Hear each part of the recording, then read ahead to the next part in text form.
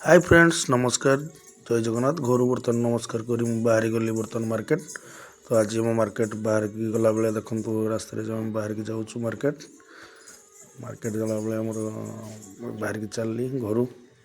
सकाଳେ market जाई पहुँचा मुझे आम जगन्नाथ मंदिर पाखे छिड़ा आम चंदन भाई